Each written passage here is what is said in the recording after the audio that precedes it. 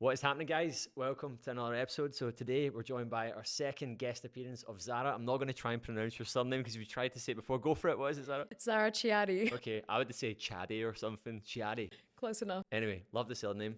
But yeah, so it's round two. First time I've actually ever done this on the podcast before, but I feel like this is a very, very important topic. Last time we didn't actually have as much time in the studio, and I felt like there was a lot of unfinished business.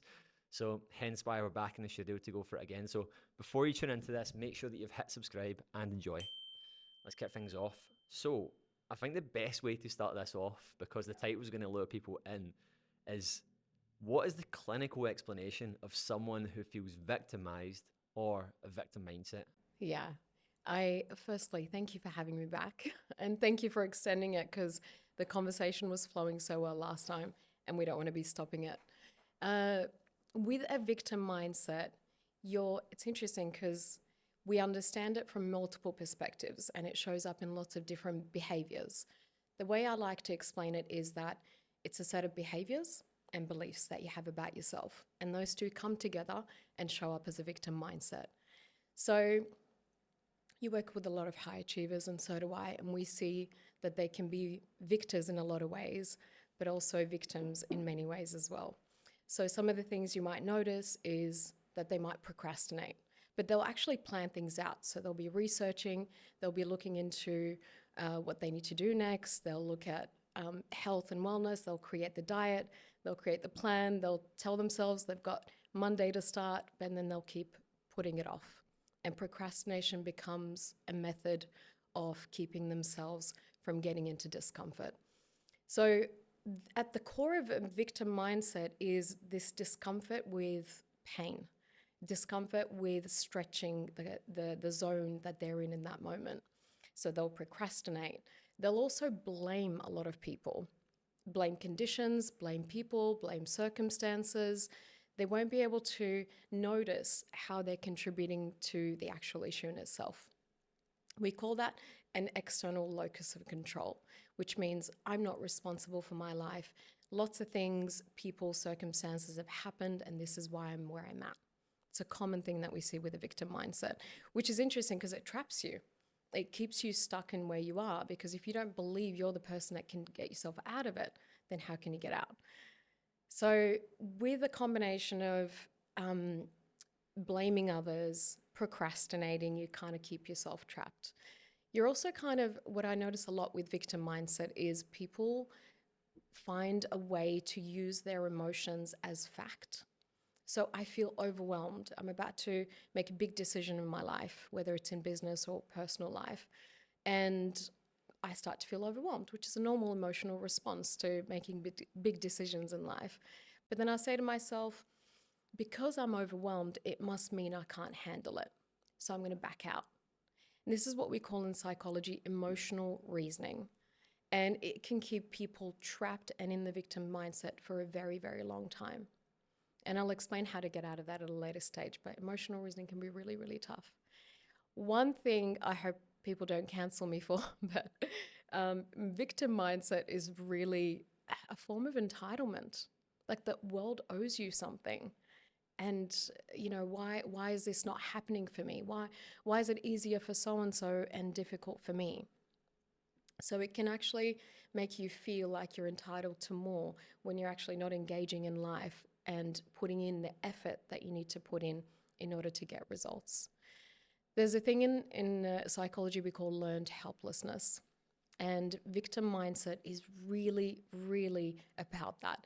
It's this belief that I can't really change, I can't move, the obstacles are too difficult. In the 60s, they did this experiment it's awful experiment that there probably is so unethical now. You can't do it. That's why it was in the 60s. This guy called Seligman, he put these dogs into cages, into crates, and they were locked, and they would deliver shocks to these dogs. And the dog was trapped. No matter what he did, he couldn't get out because there literally wasn't a way to get out. Awful, right? And the dogs were then, shifted onto the second part of the experiment, which is now the barrier's lifted and there is an exit. And they delivered the shocks, but the dog didn't move. And no matter how much they did, the dog just didn't move. We call this learned helplessness because the dog learned in the first stage over and over and over again that no matter what they did, they couldn't move, that there was no hope anyway. And that becomes the programming of the mind. And so that mindset really, really sticks. We see this a lot with people, especially who've gone through trauma. And I do believe a victim mindset is really rooted in those small letter T traumas that we talked about last time, where you learn from a very young age that no matter what you do, nothing really changes, so why do it anyway? And it becomes who you are and your identity and how you see the world. And you could be watching them on the outside and going, I can see a way out. The door is open, walk through it. But the person isn't able to actually see that. That's not their reality. So it's a really big part of what a victim mindset also includes. There's other psychological constructs that we'll go through as well, but I find that these are the hallmarks of victimhood. Yeah.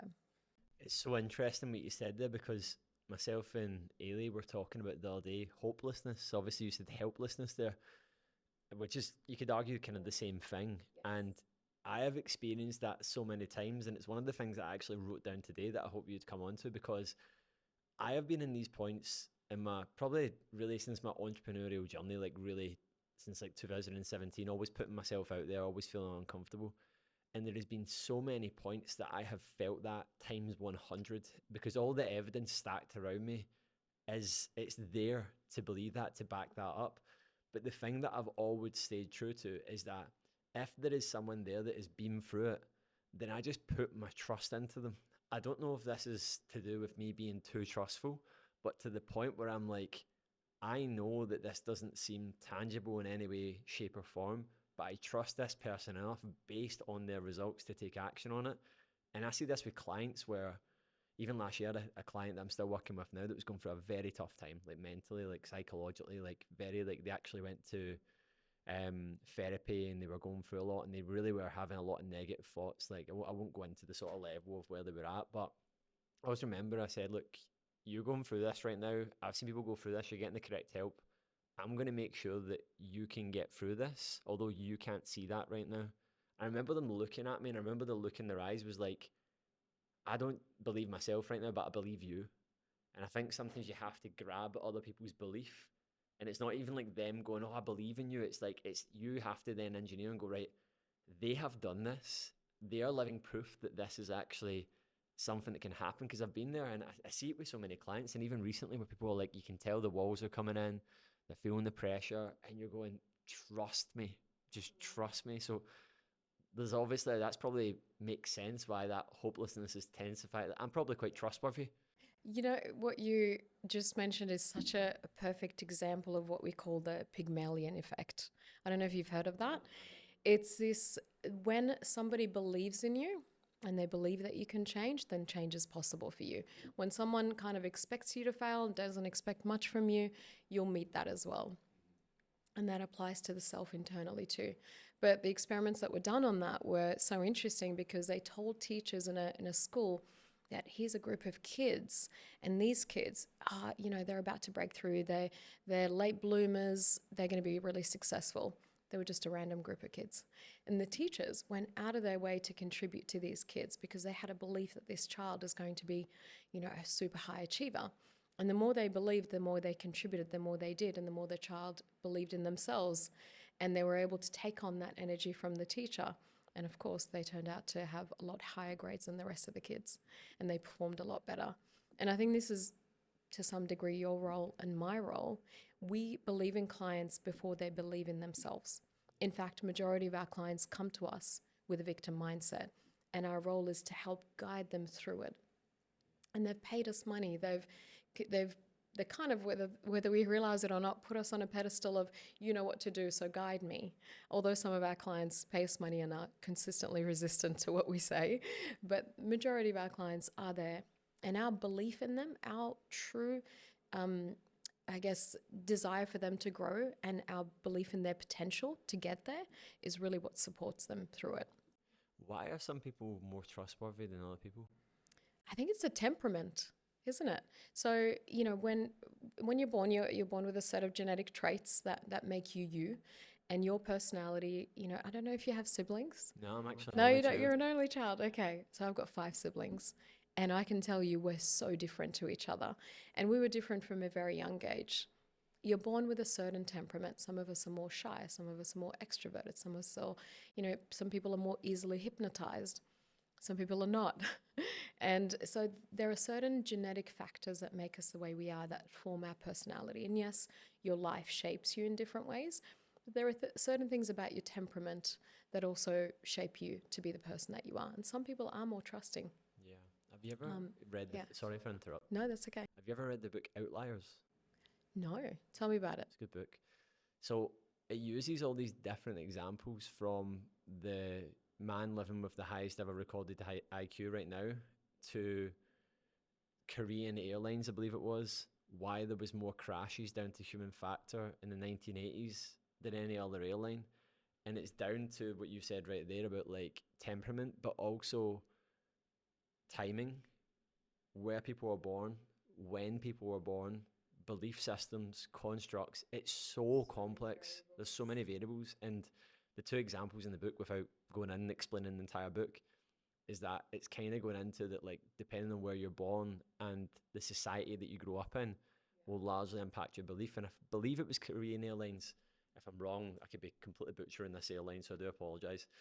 And there was more crashes in a certain time frame of a certain date, and it was down to the fact that in their society they would see it as more disrespectful to speak up the way and like insubordinately to someone. So like they knew there was an issue, they knew the captain wasn't doing something right, but the co-pilot essentially didn't want to offend the pilot by undermining them, and as a result of that there was a human error and the plane crashed. Yep. The cultural norms, how we're shaped in our family, not only in our family of origin, but how society shapes us. Why are some cultures all about the individual and some cultures are about the collective? And some cultures are really about obedience, and some cultures not so much. So there's so many factors, like you said.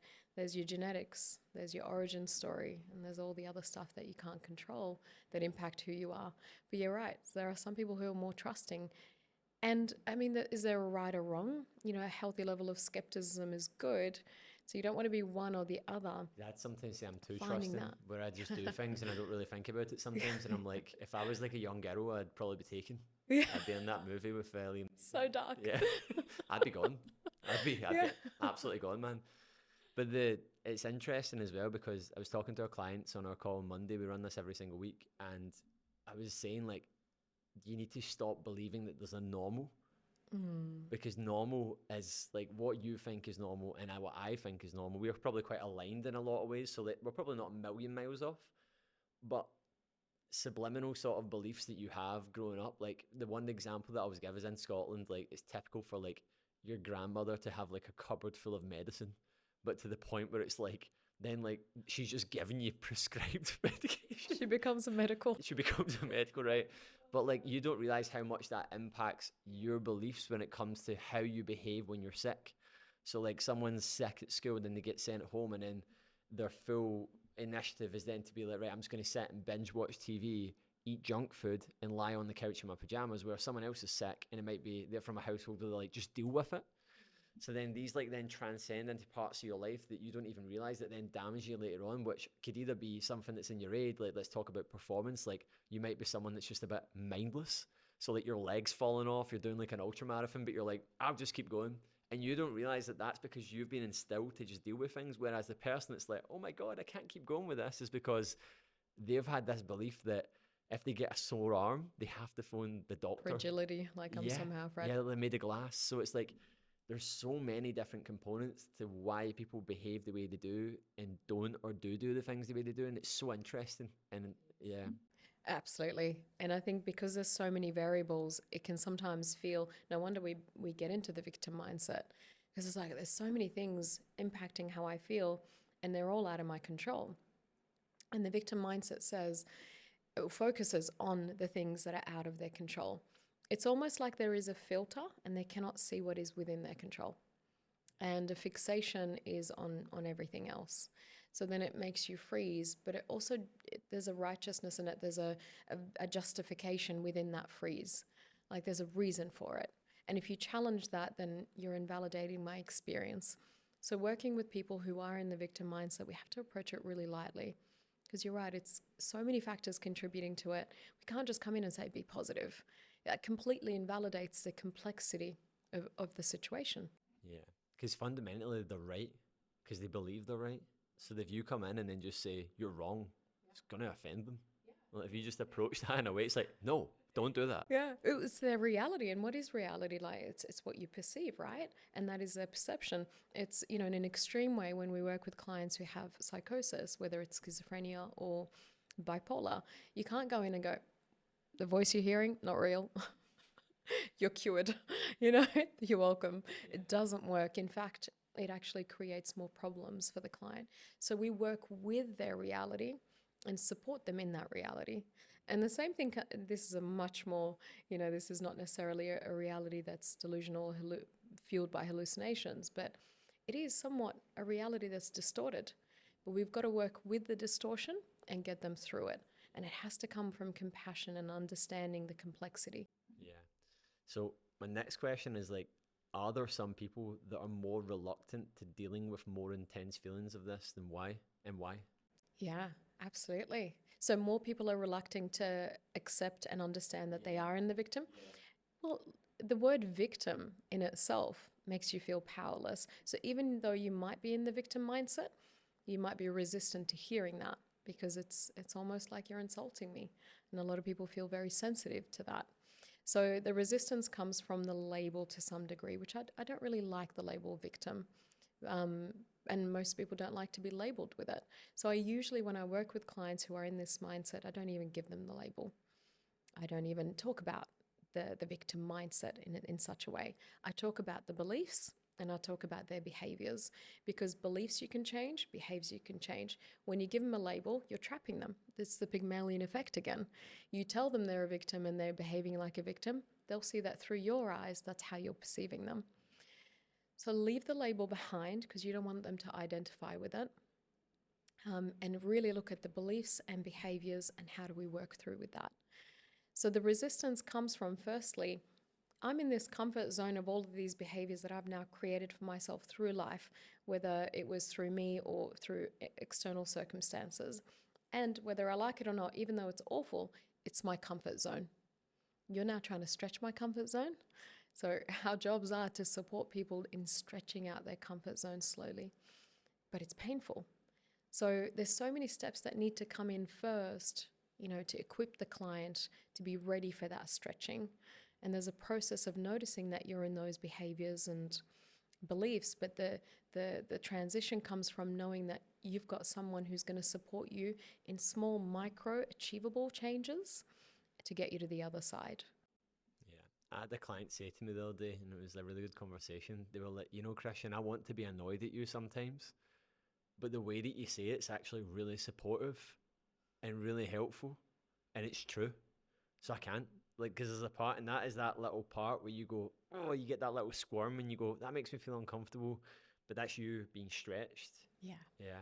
Exactly. I heard recently, it was from I don't know what you would title, I can't remember Jen's actual title, but Ailey done this coaching course, and it was really good, and I tuned into a lot of it as well. And they spoke about the 3 responses from someone that's in that state of mind, because it is a harsh word, isn't it? That word, it's a harsh, but it is what it is, because it's you could be. Feels like an insult for some people. Yeah. Like if somebody says you're a victim, yeah, I would be, I would be resistant to that. Yeah. Like, what are you talking about? Because there is some truth in it that they are, in some respects, because if someone's showing extreme traits of victim mindset, there's probably parts of their life where they've experienced some kind of trauma, or they've experienced something in their life where they've always had to have a defense up, whether that's not being shown love, not being shown support, not being shown the respect or gratitude that they actually deserve for what they're doing. So then they're always in this mindset of you're out to get me. So it's they are, but because it's a judgment, right? When we call someone a victim, we're immediately going, there's an us and them, and we create the in and out group dynamic. And so actually, when we're supporting people through that, we want to make them feel like this is a normalized thing, because like we spoke about before the cameras went on, that there's a little victim in all of us. And when we start to acknowledge that this is a part of the human experience, and that your victim comes out in certain stages of your life cycle, then you can normalize that for other people, that this is going to be with you. This is a passenger inside your bus, and he will come out every now and then, especially at critical moments of life when you're about to upgrade. When you're about to level up, the victim mindset comes out and says, this is too much. Let's take another route. So I think the way to go about it, and that seems to work, is that we normalize it. We don't demonize it, and we create this, I guess, with our clients as well, that we're going through this too. Every now and then, every time we want to stretch and grow, the victim comes out, and we have to negotiate with the victim so that it doesn't hijack the bus, and it's you that drives. Yeah. There's this sort of point, and I don't know if you experience this, and I'm absolutely assuming you do, with clients where you can feel their change in energy, where you can feel the level of resentment coming towards you because you've not even said anything different, but you start to notice their mood, pitch, tonality, how willing they are to be open with you change, and that you can feel it. You can. It's like a change in water temperature. You just go, oh, that's very, very sudden. And I've felt that as well. And even like this year when I've been going through change, obviously I met you through working with Darren. And there's been points where I've even gone, should I be doing this right now? Is this like the right thing to? And then I go, no, Kristian, like that's the victim coming out. And I'm like, you like, remember where you are. Remember the conversations that you've had. Don't throw that away for some intense emotions you're feeling right now, because that's the part that people aren't saying out loud. And that's the part where you can feel that off of people, and you can feel them implying it, and you can feel them questioning your integrity by saying things. And if you bring it up and say to them, what are you trying to say right now? They go, nothing. And you go, are you though? What are you implying? It's very easy to then say, oh, I'm not saying, I never said that. And it's like, no, I'm not saying that you said anything, but what are you implying right now? Because there's been a change. Can you agree that there's been a change?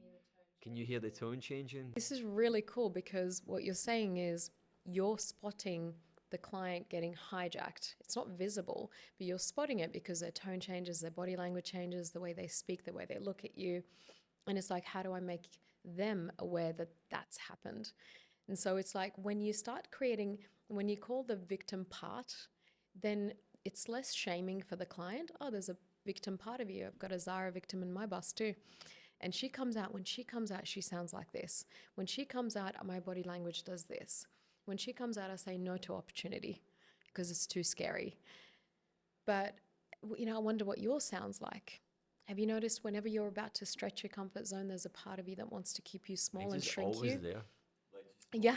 Yeah, just in the back seat. It never takes over. Like sometimes it'll wrestle you, but you'll find a way. Like, it's so interesting you talk about Darren, because if I scroll through my messages to Darren, there was a message that I sent him and I was like, am I cut out for this?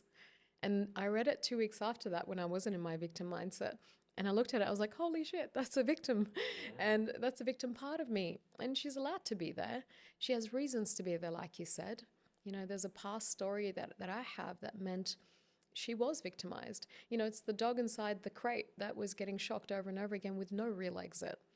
So there's a validity to that part of us. However, carrying that part and letting it drive the bus from this point on is not the life that you want. No. So to really reduce the shame, give people the tool of the parts. This is a part of you, not the full you. So asking the part questions. So what does that part of you believe? What is that part of you thinking now? Now that you're about to take on this challenge or run this marathon, what's this part of you saying to you? Yeah, so it just brings down the shame and allows people to change more readily. Yeah, it's just so intense, and I think when people haven't really dealt with it, they forget that, and then they're stepping into a new realm. And going back to the point that you said there at the beginning about like people can be so successful in their career, they're like a 10 out of 10, but then they can be like a 2 out of 10 with their health. And I would just say that's because they have to. Like that's a societal norm. Going back to what we said about the outliers, it's like, because if there's 2 types of people in the world. There's people who can't stop making money and people who can't make money. That's it. Like, that is it. Like, there is genuinely 2 types of people in the world. And those people that can't stop making money are like, well, I'm on this bus. So that's not meaning that they've always got money. It's meaning that they can't then get off of that. Whereas that's why it's just because it's almost like embedded into them. Like, I need this to survive. It's like one of your Faslow's hierarchy. I need stability. I don't feel like I you need love to that be you called it Fazlo. Was it Maslow? Maslow. Fatso. So cool. Fatso. Did you just call it fatso? Fatso. That's the victim Maslow. Didn't take you for being fat phobic. It's He that. came up as That's the victim version of Maslow. Fatso. so good. The victim and the victor. Maslow and Maslow. Yeah, that's them. I'm sorry, I get that so wrong there, man. I'm not even cutting that. I'm not even shameful of that. Nah, because I'd be a victim if I cut that. And I'd pretend to be someone that I'm not. This is who I am. I actually shared my old Instagram account. And the person that I am calls it out. Hey, did you just say Maslow? I'm not going to let you get away with it. You were just looking at me. I was like, I said that, and I went, I think I said that wrong there. Anyway, we know who Maslow is, don't we? We all know who Maslow is. And but I actually shared onto my stories on Instagram yesterday, my old Instagram account, and 110 people went on it to go and look at it, and people were just sending me screenshots of me really drunk and stuff. Like, I was like, yep, that was me. Yep, that's who I was. So no shame. This is who I am. Absolutely. Well, how can you? These are passengers on your bus. Yeah, the party guy is still on the bus. He'll be like, oh, and then you go, no, sit down. You can. These He's parts still there, don't by just the way. leave. See, when I have a few beers, then I'm like, he's there. He's there. He's whispering. He's whispering. Mine to is me. there. Yeah. Yeah, for sure. And whispering, and you're like, oh, you're an old friend. I get it. Before they used to be so loud, and it's the same with the victim. At some point, my victim was super loud, and now it's just like, I hear you, but that's not the case for our life right now. Yeah. There's been enough evidence that I've collected across the years that's the opposite to this. Can we keep collecting some more? And like you said, I think in the beginning of the podcast, you said it's a self-fulfilling prophecy. The more you victimize yourself, the more that part of you drives the bus, the more it collects evidence for victimhood. Because that's what it does. It filters reality and takes everything that, there we go. I failed, didn't I? I told you I shouldn't do it. It was too overwhelming. I crumbled. And so it's like collecting all the things that prove what's true, that it believes is true.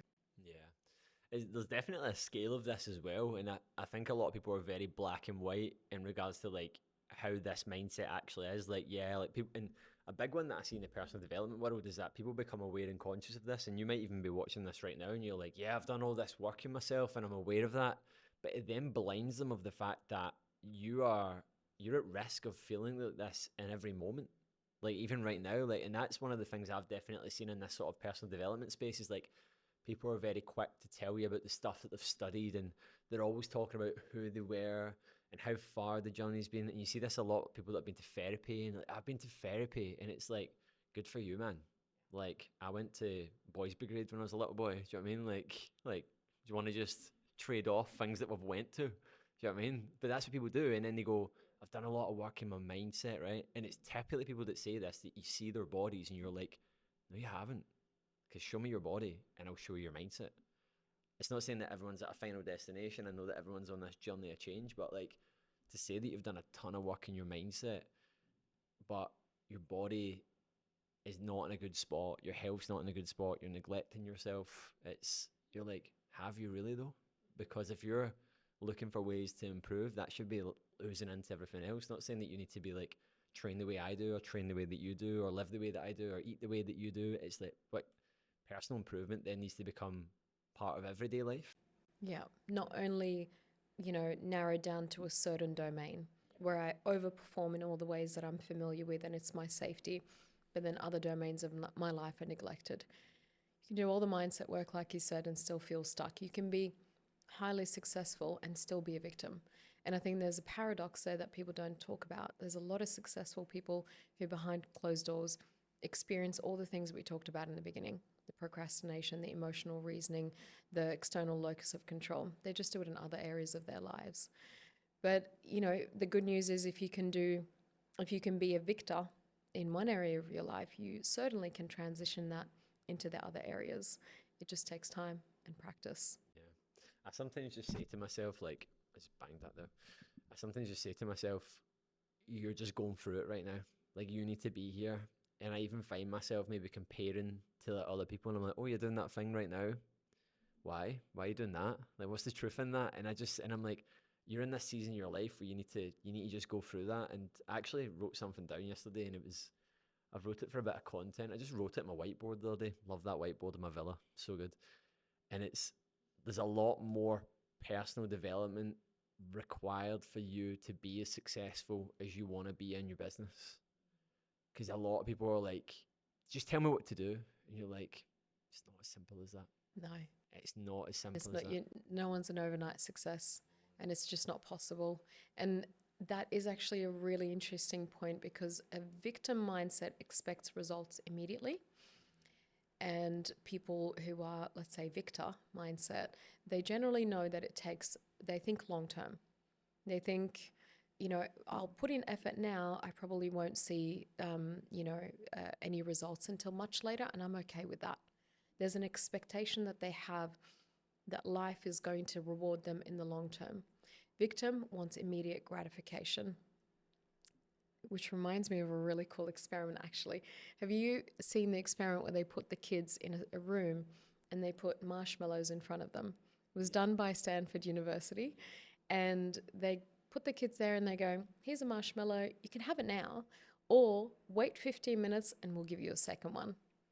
And what they found was so interesting. The kids that ate the marshmallow quickly versus the kid that waited and got two, they followed them for decades, which I think is a really cool experiment because that takes a lot of effort and time.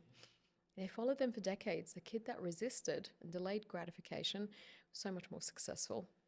They had better grades in school. They had better relationships. They functioned better overall, which is really, really interesting. So that delaying of gratification, which is a form of emotional control, because you have to control your emotions in order to delay.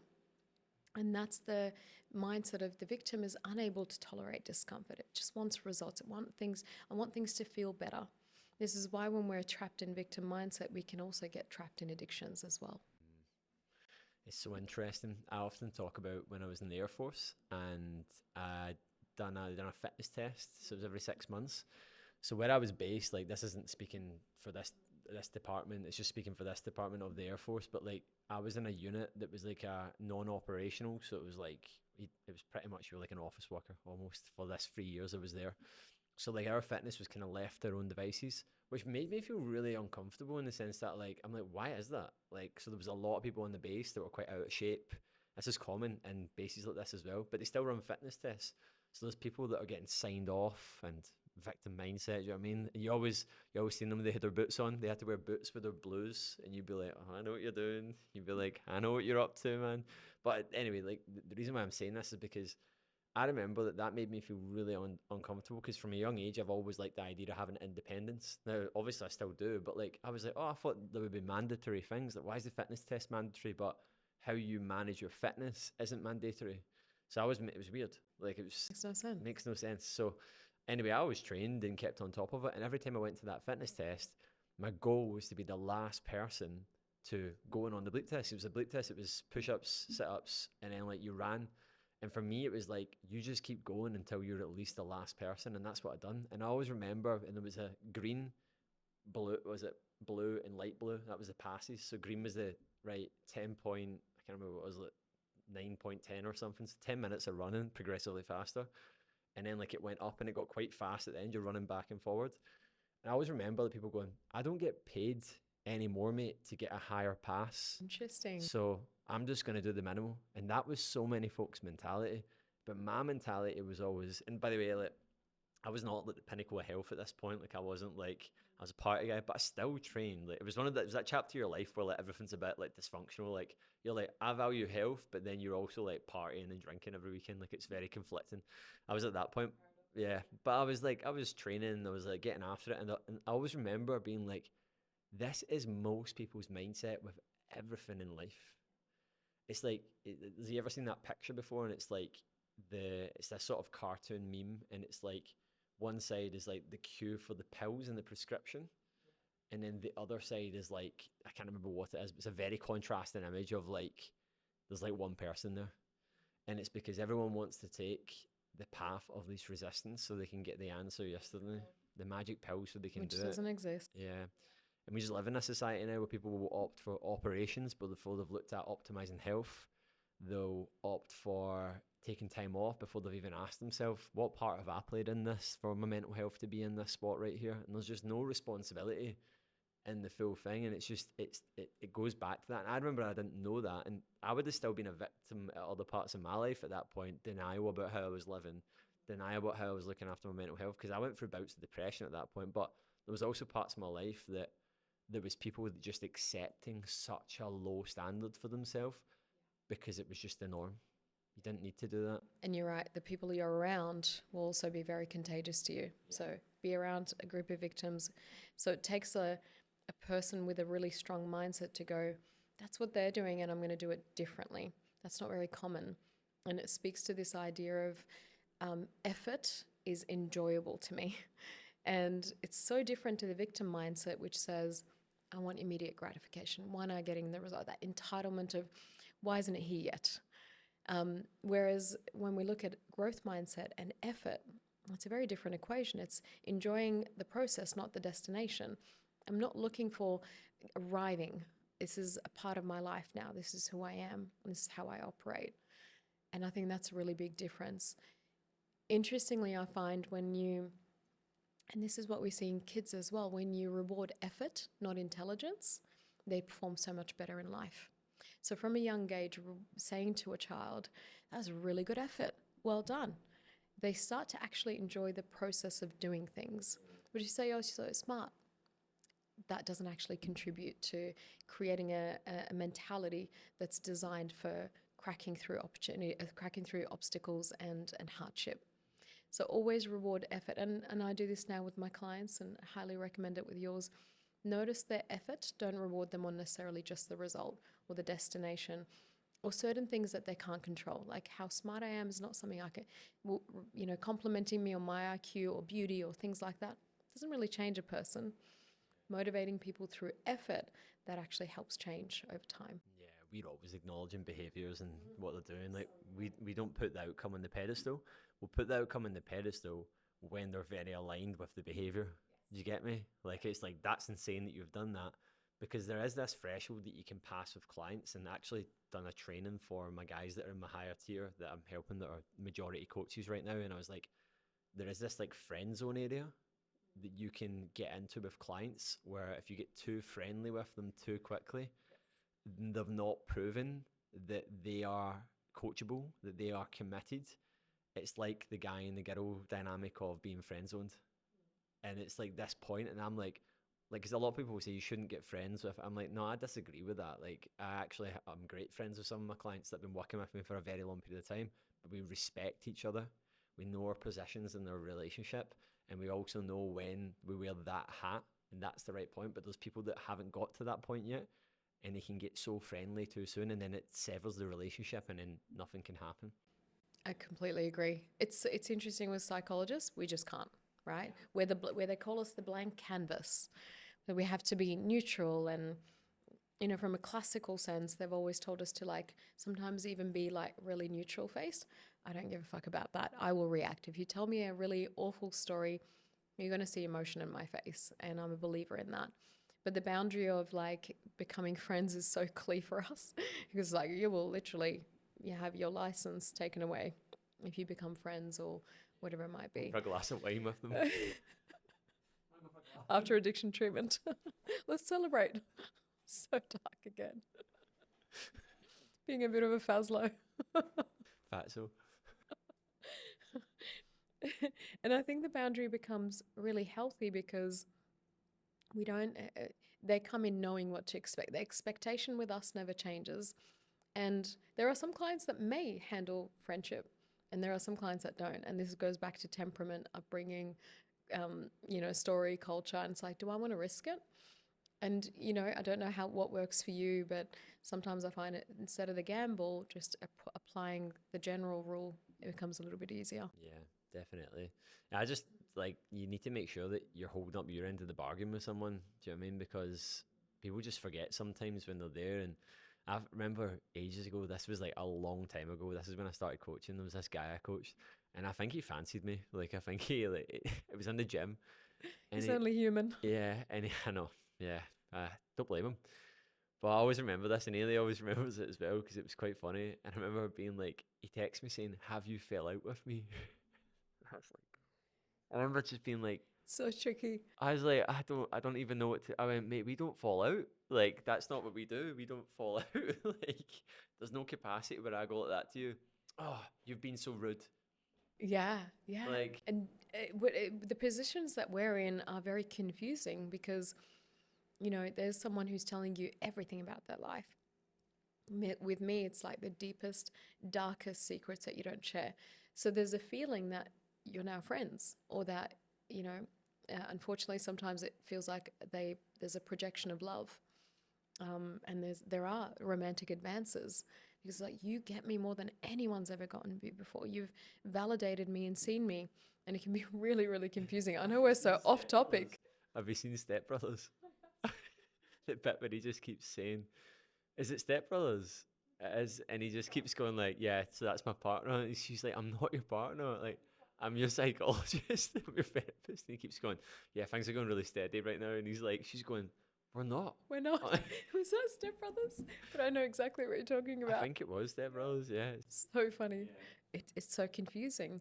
So we have those boundaries to, it's not really about us, it's about protecting our clients Yeah. because it's a very confusing thing. It is, and when people don't understand that, you can see, and you have to like. I think for like, obviously, I'm not a psychologist. Like, it's not as black and white as that. Like, there's that. What's actually crazy? I was talking to a client about this. There is no. I think in the UK, only 30% of health coaches, health and fitness, whatever you want to call it, are actually hold a qualification nowadays, an accredited qualification. Wow. Because there is That's no really concerning. 30%. That's it. Because This is what happens when certain industries aren't regulated. so it's not regulated at all. So for being a personal trainer and working with people in the gym, like you have to be reps level 3 certified, which I am, but I don't do that job anymore. Like I stopped doing that job years ago. Like, and then it's evolved, and it's like health and mindset, and it's everything, and it's like I've got a couple of calls. I've done a mental health and exercise one a couple of years ago. I haven't done it, but like I sat through a lot of the coursework that Ailey was going through that as well. Like, and I've all done a lot of informal learning, but technically speaking, I've not done any formal, like any further formal than anyone else. But there's some people now that have zero. Yeah. But see, in all fairness as well, see the ones that I have done, I wouldn't even say that they've massively contributed towards like I'm like It's not a really good predictor of outcomes, no, is it? I know. I'm just like they've not like the ones that I have done. I'm like they have. I don't use any of that. It's all the stuff that I've learned. So it's a weird one where like someone does need to regulate and govern it because there is people into it that are victims as well that are just becoming coaches that are just wanting to get like more interested in how it suits their life than it does the impact that they're trying to have, and that's worrying. People are like, "Why do you want to become an online coach?" "Oh, I can go to Dubai." You're like, that shouldn't be your only reason. Like, it should be you want to impact people's lives. You want to help folk go through what you've went through. Not, "Oh, I can travel and live whatever I want." Like, that is the issue now. With we're going off on a mad tangent here, but that No, I agree with that. I was going to continue, but I won't. Yeah, so I'll let you ask the next question. it's yeah. So, what are the? I don't even know what I'm going to ask here. I feel like we've covered a lot for victim mindset. Now, let's go into the victor. Yes, What we call Maslow for that. Maslow. That's Maslow. that's Maslow. That's actually Maslow, not Fatso. Maslow. How would you describe a victor mindset? I just expect the thumbnail for this YouTube video to be Doesn't Fatso make any versus sense. Maslow. Yeah. Doesn't make sense. Doesn't make any Very sense. niche. Yeah. How would you describe a victor mindset? So there's no victim mindset as a psychological construct necessarily in psychology, but from my perspective, I've put a few different behaviors and traits, I think, that really define what a victor is. I want to keep it simple. So I want you to remember the three things that we kind of spoke about in victim mindset, but they're almost like the opposite for a victor. The first one is the growth mindset that you showed when you were in the military. You love the effort, you love the challenge. People are not doing more. You're like, but I want to do more and see where that gets me. There's the ability to see goodness and opportunity and growth in what most people would perceive as something awful. Growth mindset is so important as well for recovery from PTSD and trauma, because people who believe they can get through it, they generally tend to fare better. They see this as an opportunity for growth. And in fact, treatment from PTSD leads to PTG, post-traumatic growth, which is characterized by that as well. So that one is a really cool one. The second one is the internal locus of control. So victim was external. Everything is not my fault. Everything else is to blame. The victor says, what can I do? Yeah, what is up to me right now in this moment that I can do that will create change? They'll see all the other variables. They're not blind, but they'll go, okay, that's not in my control. Yep, scrap, scrap, scrap. Radically accept that it's there, but what can I control becomes the great focus, and it's the lens that they see through. So they're able to filter all the things that are within their control and then act on them, which I think is really important. The third thing is emotion regulation. They can tolerate distress.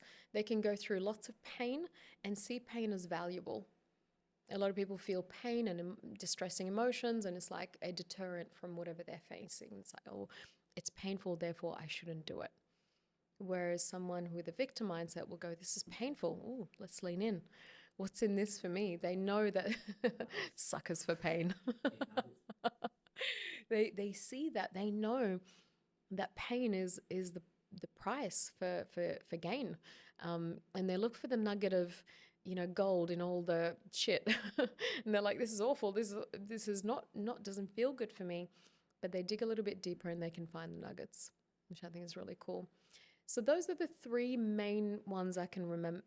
I want you to remember, but there are more that we can talk about, like the long-term thinking that we talked about, which I think is really powerful, and one that where you can delay gratification. I think there's several more, but I think those three, if you can think of those three, and if you can take micro actions and shift your behaviors towards that, it's really, really important. How much of a correlation has improving your health, like off your own back, and being a victor got in common? What's the correlation between those two? Well, how much growth mindset do you need in order to believe that, effort is going to lead to that health outcome that you want for yourself? If I want that body, if I want those metrics when it comes to different health outcomes, whether it's my the health of my liver or my cholesterol or whatever it might be, that requires effort. And if I am oriented towards effort as opposed to quick gratification, then that's going to be enjoyable for me. I'm not going to see it's a challenge, but I love challenge. So that's going to be a little bit easier. I can get those health outcomes because I'm focused on the long term. Anything related to health and longevity requires that long-term thinking. Internal locus of control instead of external means I'm not going to blame the easy accessibility of junk food or how easy it is to be on my couch and how doom scrolling is really awful, but that's social media and all of the things that are not in my control. I'm going to really own the parts that are, and I'm going to act in line with them, and so on. So they're so linked.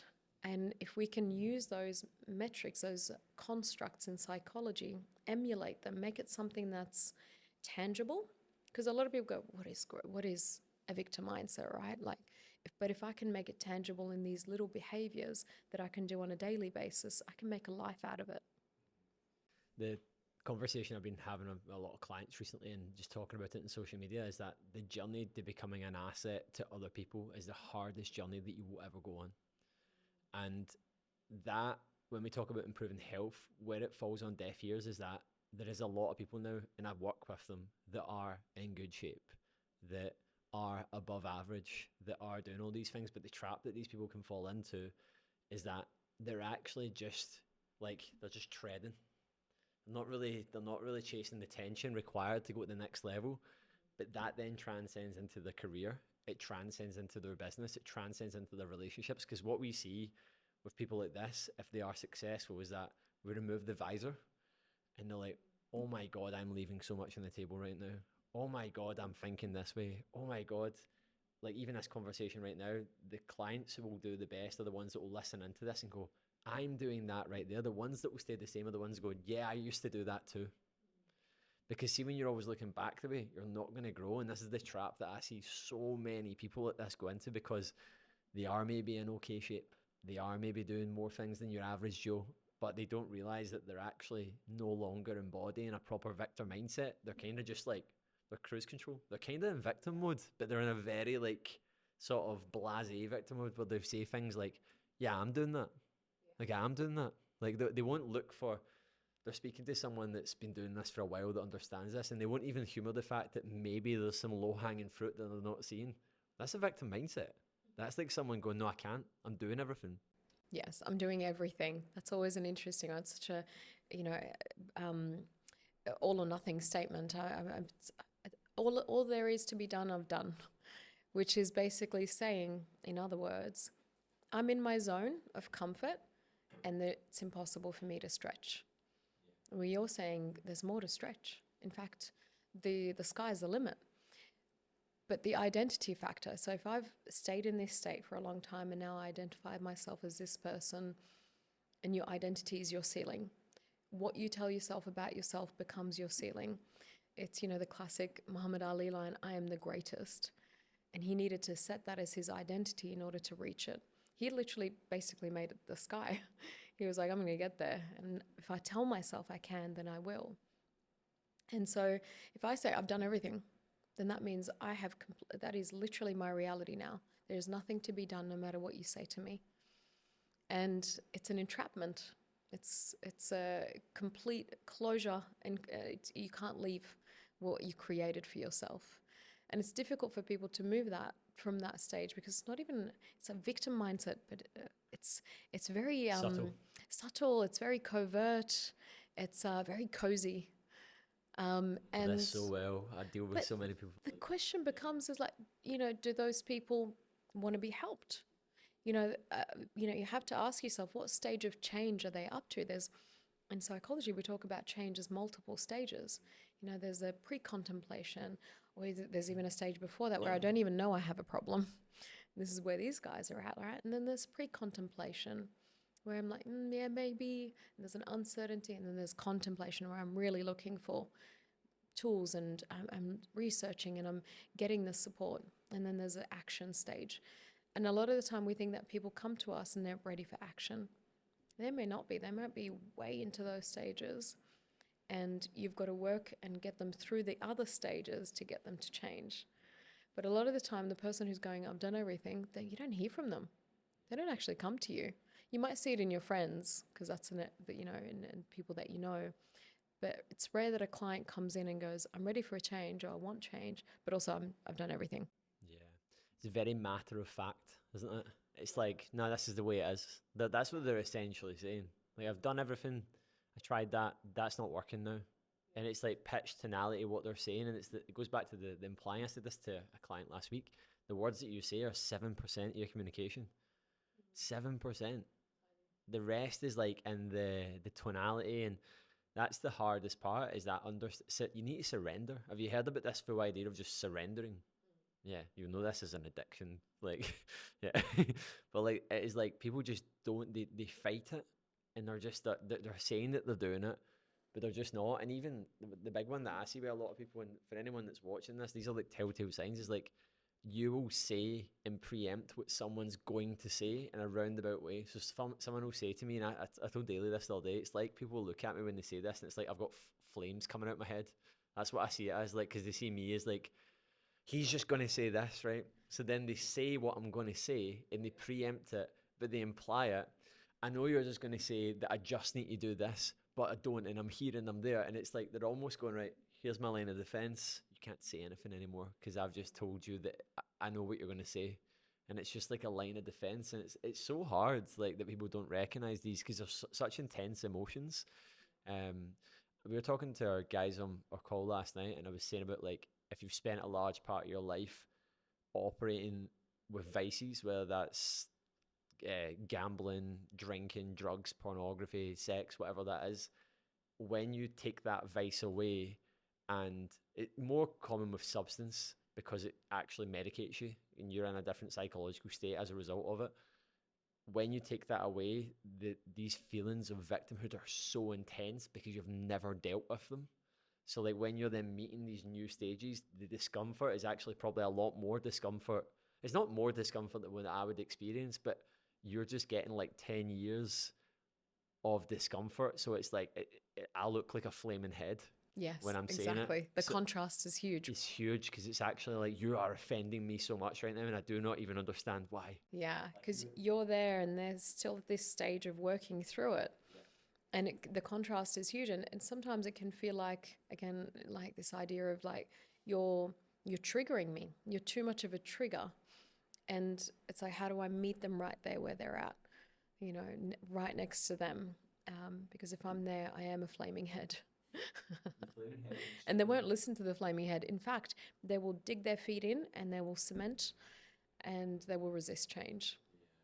It's tricky with change. Change has to allow the client to see that their reality might be distorted.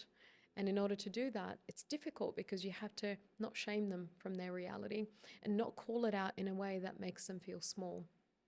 And then all their defenses come up to overcompensate and the walls go up. So it's like, how do we artfully call out this behavior and, you know, whilst also making them feel seen, heard, understood, and that we're walking by their side, not 10 feet ahead of them. Yeah. It was so hard for us to do. And I don't think people realize the difficulty of the role that we carry sometimes. So hard, man. I was saying that to Ailey. I was like, I'll send a voice note sometimes, or I'll go on a call and I prep for the call because I know what I'm going into. And I won't preempt anything when anyone says, 'cause that's a bias, but I'm like, I understand where the person's head's at. I know what I need to ask. I know what I need to say. I know what I'm probably going to need to remind them of as well. And I need to think about how I'm going to say that. I need to think about the speed at which I'm going to deliver it at. I need to think about the pitch, the tonality of it. Because if I say something slightly off, it'll be like I'm hitting them with a baseball bat. Yeah. And they need to, that's like what I was telling one of my clients said to me. It's like, I can't be angry at what you say because it's so right. And the way that you deliver that to someone it's hard, man. Yeah. And it has to be different for every client. You're assessing what a client, like you said, you're preparing, and you're also reading the room. It's like, what can they tolerate today? And it's not about us treating our clients as fragile. It's about helping them move through in the stages in a way that is possible for them. I can't expect somebody to climb a mountain in one leap. I have to walk the path with them and get them to the top. And it's like, what step can you take right now? And sometimes when we're so far ahead, maybe in our mindset and our, we've done so much work and we meet someone who's probably in the early stages, we can see the way. It's so exciting and we want to get them there. But also what we need to realize is that they haven't yet built the full capability to get to that point. And so it doesn't feel very real for them. But the step in front of them feels real.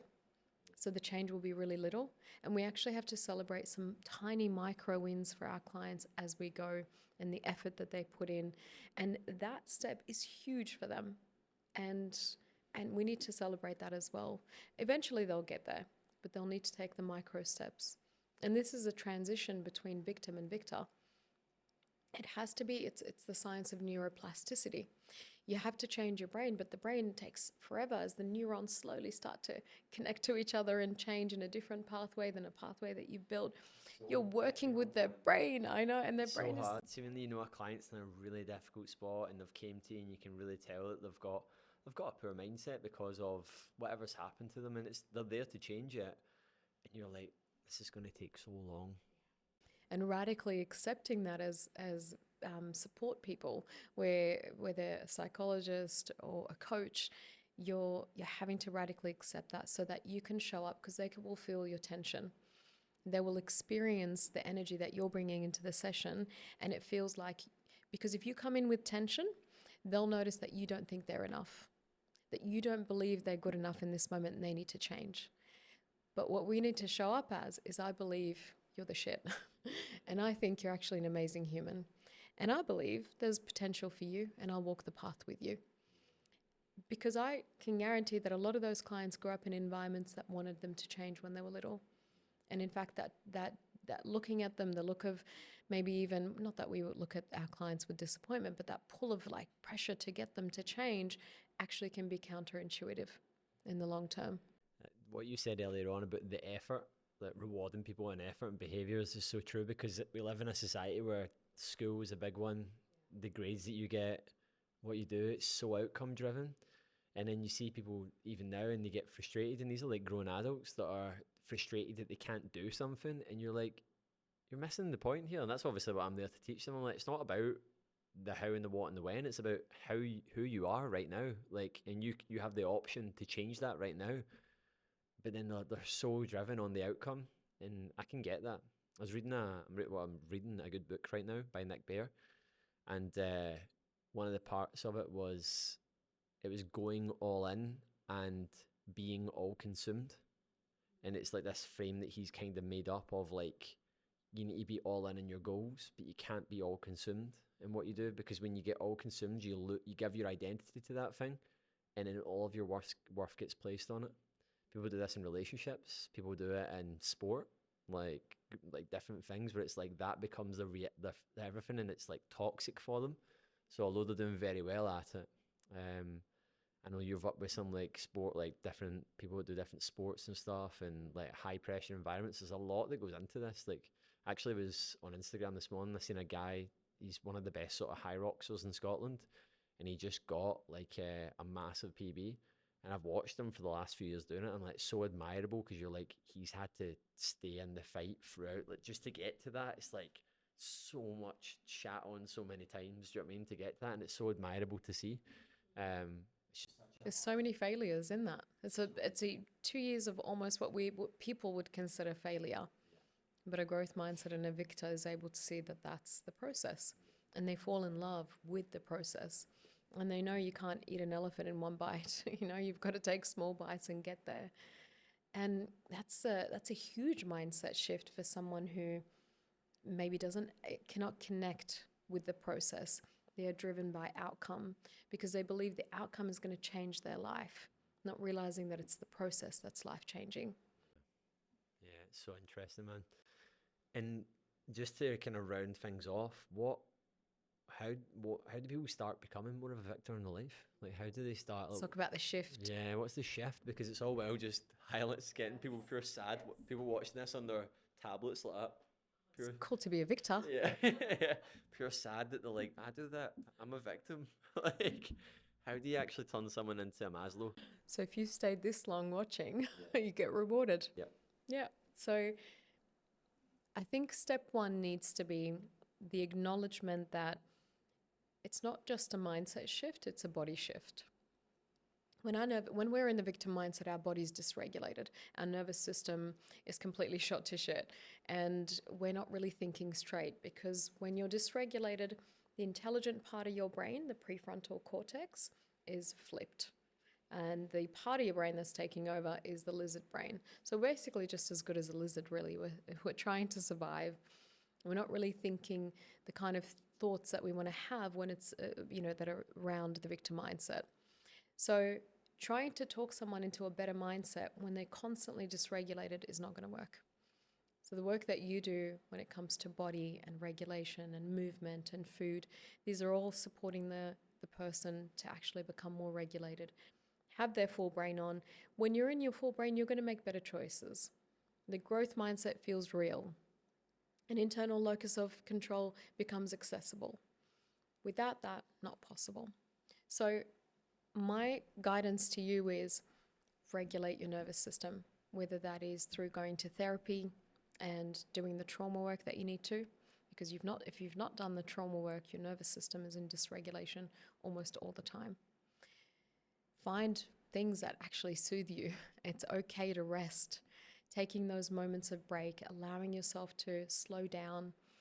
There's so many different things that you can do to soothe the nervous system, and you'll have to find what that looks like for you. And a therapist or a coach can actually help you do that. So that's step one. Soothe your body, regulate your nervous system. Don't expect change to be instant. The other thing that I want you to do is recognize that your change, kind of what we talked about before, is micro. It's going to be little tiny changes because the brain is not capable of instant change. But we're all addicted to it. I mean, you live in Bali at the moment and you must see it all the time. Everyone's looking for the rah-rah breakthrough, the next event that's going to make me, a different person. They don't know that it's this little grinding, as Darren calls it, chewing of glass that gets you to where you want to be, right? And it's not intensity, it's consistency that actually creates change because your brain rewires through consistent, repeated action across time. It doesn't do it through one intense moment or a few intense moments in your life. It's not how it works. So it's boring. It really is. Becoming a victor is so boring, but it's beautiful. And that commitment that you show yourself to that regular action is really what creates a victor mindset. There's a skill in psychology that I love that I think is going to be a huge one, it's one that I lean on almost every day. It's one that I leaned on coming to this podcast. It's called opposite action to emotion. So we know that a victim mindset is led by emotional reasoning. I feel overwhelmed, therefore I won't do it. Opposite action to emotion says, feel the emotion, feel the fear, feel the discomfort, feel the overwhelm, do it anyway. The emotion is telling you to stay small, get bigger. It's telling you to not use your voice, say something. It's telling you to back out of this challenge, do it. So it's the opposite action to emotion skill that actually builds a life. Because when an emotion tells you what to do, your life becomes smaller and smaller and smaller and smaller. I can't go out. I don't want to do this social thing. I don't want to do that. And this is what happens a lot with anxiety. Your life just shrinks because you want to protect yourself from everything outside of you, because everything can be dangerous. And then you end up so small, and your life so small that you end up in depression. It's just a really, really slippery slope. Opposite action to emotion is identify the emotion that you're feeling. And a lot of the time it's unjustified when it's fear and shame when you're trying to progress through your life. Do the opposite. Don't let your shame, don't let your fear, don't let your overwhelm guide your actions. They are emotions. They'll have a beginning and a middle and an end. And you don't want to be at the end of that emotion and go, oh, now I don't feel scared anymore, and yet I acted on that. The emotion will expire, but the life that you built through your actions, that's going to stand the test of time. And you want to walk away with a life that you're proud of. The other thing to do is really this is something that James Clear talks about in his book, Atomic Habits, a lot. But it's also what I see with a lot of high achievers. You tell yourself that you're an athlete before you're an athlete. You'd label yourself with certain words and labels that are from the future self. So whoever your future self is, I know you're not there yet. It's okay. You don't need to be. Identify who that future self is. Use that label. I'm a runner. Before I was a psychologist, I told people that I was a psychologist. So unethical. I didn't do any psychology work, but I would meet people on events and networking. They'd be like, oh, what do you do? I was still studying. I was like, I'm a psychologist. And I would repeatedly say that. And there was no doubt in my mind that's where I would end up. Literally no doubt. Identify, don't do anything unethical. Identify the label that you want to have for yourself, this thing that's going to define who you are. And your mind is going to feel so much dissonance. So if I call myself healthy, and then I start to snack on all these things over and over again, there's a dissonance that happens. There's a friction. So having the label creates friction. The friction is so uncomfortable that you're going to start, behaving in line with the label. So this is where the shift comes from. Carry labels that you're proud of, that you want to embody. And then when you don't behave in line with them, there's enough friction that guides you back into it. So that's a really important one. And the last one, tell yourself a different story about yourself. Change the internal story that you have. So if you've had a difficult past, get therapy around that. Because when you process the difficult past that you've been through, which is really valid and real, when you process that, you might be able to access the post-traumatic growth, which is a better story around what happened, instead of carrying the story of trauma and pain and suffering with no meaning. And victors they're so good at being able to put meaning onto really horrible things. Like, yeah, I went through that, but you know what? I got a lot from it. Yeah, that was awful what I went through in my childhood. I've now managed to process it with the help of a professional. And you know what? It's made me really spiritual. It's made me someone who is connected. I can really feel people. I'm the person everyone comes to with their problem. So the internal story needs to shift. It's not a quick mindset change, it requires really specific, deep work. But once that story changes, your life going forward can change with it. Acceptance and forgiveness, isn't it? You need to, because you end up just grudging so much and you feel that you're broken. I say this to clients quite a lot when they kind of open up about things. They're like, "You're not broken," and they're like, "Good." They're like, they need to hear it at the right time. You're like, everyone's got things, everyone's got stuff, everyone's got stories, everyone's got parts to go through. But I like what you said about the reframe and the label yourself a positive story. We talk a lot about like you need to focus on the who, like who you're trying to be, shaping that identity. Then you need to act like that person. But I'm going to steal that the labeling, the what are the things you do, because it is. It's like if you say like if you're like I value integrity, right? I'm someone that values integrity, and you regularly tell people that I'm someone that values accountability. I'm someone that values being coachable, and then you don't act in line with that, and you actively tell people, there'll be a bit in you that's like I feel like a fraud. Like it's like I feel like, and it's not that you're going, no, that feeling of the imposter. You genuinely are going, no, like I'm just lying to myself. Like I am actually, how can I tell this person this thing, but then I'm doing this? It's completely counterintuitive to what it is that I'm trying to achieve. And the reframe one is I actually do every time I go on a flight, because I fly so much. Like I always do like a big like ChatGPT. I've got this tab in it, and I just go create me another personal development frame thing that I'm going to go through, and I just sit in the plane for like 2 hours going through it. Like a reflective exercise. Yeah, and there's loads of stuff. So like the last one was like write a letter to your 40-year-old self now, based on where your life's at. It was cool. It was good.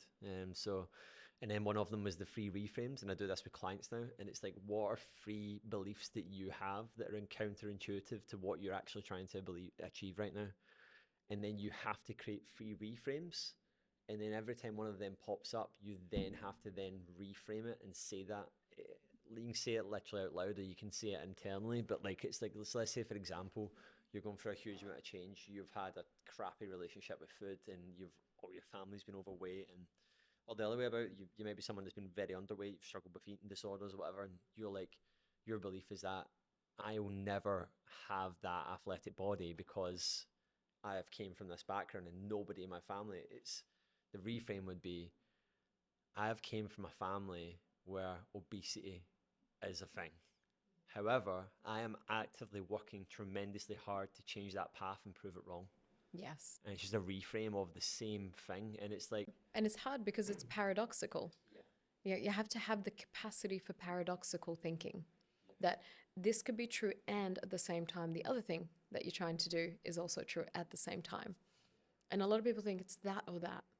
And this is where they limit themselves. It's either, I'm genetically, programmed and for this thing, and that's it, that's my story. Or, yeah, that is true. And at the same time, I have capability. And with the right supports and enough time, I'm able to create change. But paradoxical thinking is not part of the victim mindset. The victim mindset is really, the hallmark of it is black and white thinking, all or nothing, overgeneralizing, fortune telling. Oh, it'll never happen for me. Oh, this is not I'm not a person who's cut out for that. But yeah, I love paradoxical thinking. It's such a great tool actually in the toolbox of the victor, to be able to go, two things can be true at the same time, even if they're conflicting. I can be really, really tired and exhausted, and at the same time, I can engage in this behavior. I can be doing the best that I can, like those clients say, and at the same time, there's more to do. And I think it's the paradox and being able to bring those together that I think is going to really help people, connect to Victor. I had a really good morning of that this morning, of just writing things down, and I actually said something. I was lying in my bed this morning, so we worked quite late last night. In the last 2 weeks, I was saying to you before, has been intense between prospects, people potentially working with me, and clients. It's the time of year right now where, especially if you're dealing with a lot of people in the UK, I know it's the same around the world, but the weather's darker, eating behaviours start to get crappy, lousy. people are in office spaces and environments where like everyone else is like a sheep. So it's like what we were talking about earlier. So it's just harder. And it's wore me the last 2 weeks. Obviously Carly finished up over a month ago, so there's more work for me nearly, which is fine, but it's just, we've felt it. And I woke up today and I just felt lower energy state, a bit tired, didn't want to get up, and actually was like, you've got a choice, Kristian. You've got a choice today. And I was like, go. And I went and I had a good morning. I was just sat and I was going to my journal and I was just like writing down, like, what can't you see right now? Like, what can't you see right now? And I was just like, there is just so much opportunity everywhere right now. I'm not just talking about things growing. It's like the opportunity to have great conversations like today, the opportunity to be in a better state of mind so that you can bring the energy. Because that was only a couple of hours ago. Do you know what I mean? And it's like I could have woke up and no one would know that looking at this. They're like, you woke up like that today? I was like, yeah, I woke up like that. I woke up feeling like low energy and tired and didn't want to get out of bed.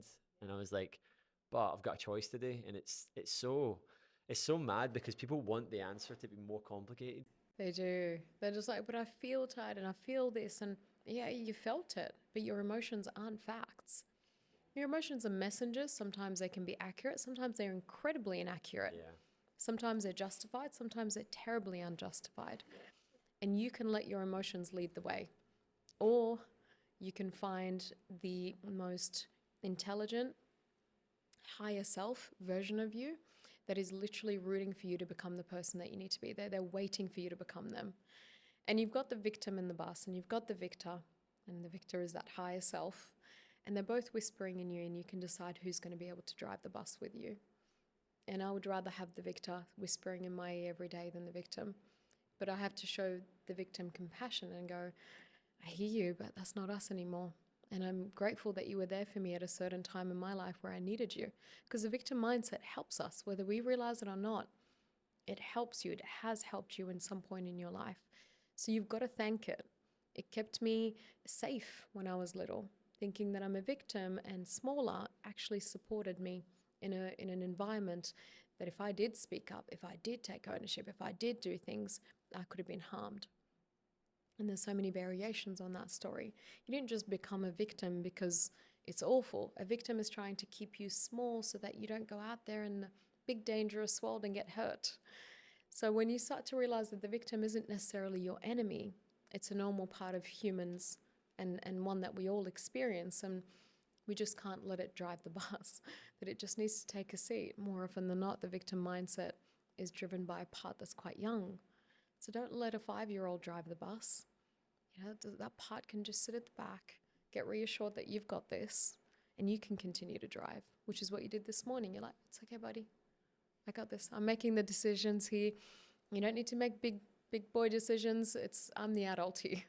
I've got it. And as an adult, we adult this way. We get up, we get on with it. Emotions have a, start, finish, start, middle, and end, and we move through. Yeah, it's not going anywhere. I always remember like when I started doing a lot more reading and consuming good content, people would be like, the little voice, and it would always be in workouts, you hear it, the voice going, stop, slow down now. And it's like, that is the victim. Like, see when you're in that workout and you don't want to, I want to get out, and you feel it in intense situations, but you don't realize that it's always there in every micro decision that you make. But Zara, thank you so much for coming on today. The little red light's on, so it signifies the end. Feel like 90 minutes. Yeah, no, it was funny, wasn't it? It was good. A lot of good stuff covered. So, guys, I hope you enjoyed today. As I said at the beginning, if you haven't hit subscribe to the channel, do it. Growing this channel, putting so much energy and effort and great content, having incredible guests on. So, Zara, thank you so much for coming on today. And I hope you enjoyed it. If you have any questions whatsoever, I'm obviously going to put both myself and Zara's Instagrams on there, so you can even shoot us a message on there as well. And please put your thoughts in the comments below. Other than that, see you later. Goodbye.